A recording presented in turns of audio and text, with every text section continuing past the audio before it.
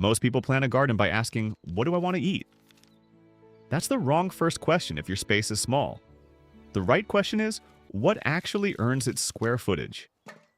Because on a small homestead, every bed, every trellis, every sunny corner is a resource you As don't this have enough comparison of. shows, Waste a it on the smaller wrong crop, space, and you'll spend a managed whole season intelligently, watering, can often weeding, produce and waiting far greater for less value. food than a smarter choice would have given you in half the space.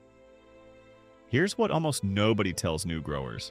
Some of the most popular garden vegetables are actually poor investments once you're working with limited ground. They look productive, they photograph well, but when you measure what they give back per square foot, in calories, in nutrition, in storage life, they fall apart. Meanwhile, a few unglamorous crops quietly outperform everything else on the plot. That's what this video is about.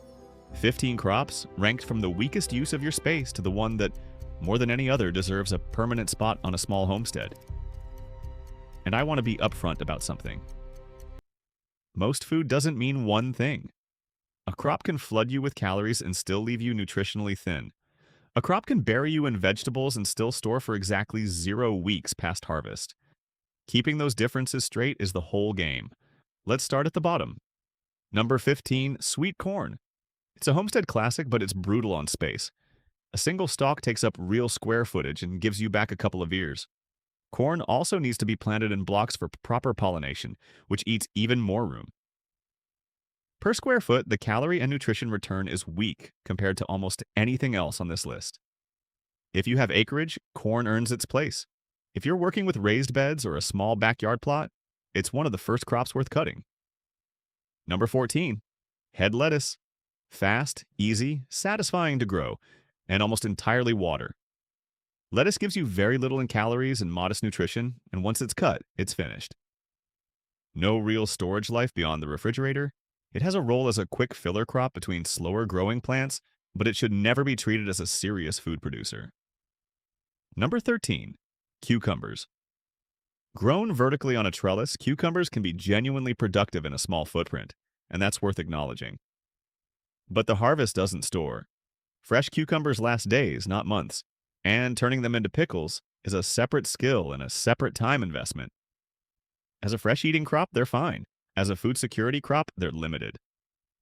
Number 12, zucchini and summer squash. Every gardener knows the joke about giving away zucchini by the armload, and that's exactly the problem. The plants are wildly productive, but each fruit is mostly water and contributes very little in calories or long-term nutrition. And like cucumbers, they don't store. You either eat an enormous volume of squash in a short window, or it goes to the compost pile. High yield, low value. Number 11, sweet peppers. Peppers are worth growing, and they're vitamin dense, they keep producing over a long season, and they're genuinely versatile in the kitchen. But per plant, the calorie contribution is small. And in cooler climates, peppers need a longer, warmer season than many small homesteads can reliably provide. They're a strong supporting crop, not a headline one. Number 10, peas. Peas are efficient in a different way. They climb, so they use vertical space well, and they fix nitrogen in the soil, which benefits whatever you plant after them. But the actual pea harvest, pod by pod, is modest. Think of peas less as a calorie crop and more as a smart use of the early cool part of the season, before something bigger goes into that same bed. Number 9, cabbage. This is where the list starts to shift. Cabbage takes up a fair amount of ground per head, but what you get back is dense, solid nutrition, and, this matters, genuine storage potential. A properly cured cabbage can hold for months in cool, humid storage. It's not flashy, but it's a real food security crop, not just a salad ingredient. Number 8, onions. Onions ask for very little drama. Give them a long, unhurried season, and they reward you with a crop that stores for months in the right conditions, without canning, freezing, or any processing at all. The nutritional and calorie contribution per onion is modest, but the labor to storage life ratio is excellent, and that's exactly the kind of trade a small homestead should be making. Number 7, tomatoes. Tomatoes earn their reputation. Grown on stakes or cages, indeterminate varieties keep producing for months in a compact footprint, and they're one of the most versatile crops here, eaten fresh or turned into sauce and canned goods that carry that harvest into winter. The trade-off is that tomatoes demand attention, staking, pruning, consistent watering, and a real risk of disease pressure in humid climates. High reward, but not a low effort crop. Number 6, kale and Swiss chard. These are the quiet workhorses of a small plot. Cut the outer leaves and the plant keeps producing for months.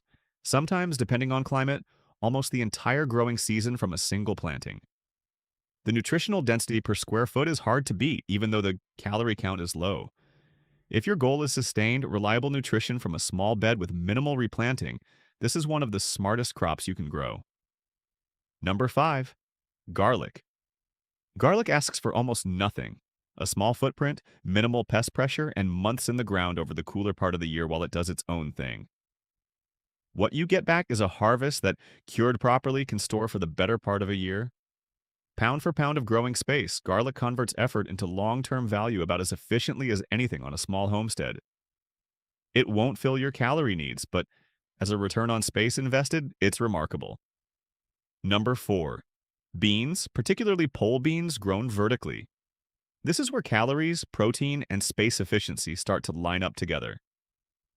Pole beans climb, so they multiply their yield without multiplying their footprint. A trellis of pole beans can outproduce the same square footage of almost any bush crop.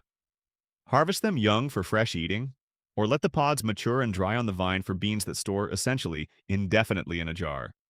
Few crops give you both a fresh harvest and a shelf-stable staple from the same planting.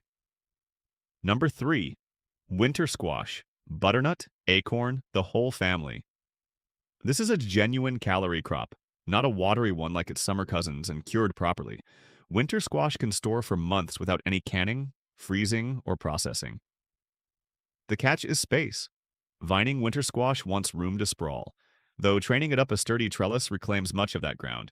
Where you have any vertical structure to spare, this crop belongs near the top of the list. Number 2, sweet potatoes. In climates with a long enough warm season, sweet potatoes are one of the most efficient calorie producers you can grow, and they tolerate poor soil and less water than most vegetables while still producing well. The vines do need room to run, but a single planting can fill a surprising amount of a root cellar or a cool, dry pantry for months afterward. Their real limitation isn't the plant, it's climate. In short-season regions, sweet potatoes struggle to mature before frost, which is the one thing keeping them out of the top spot. And that brings us to number 1, the potato. Not the most exciting answer, but the most honest one.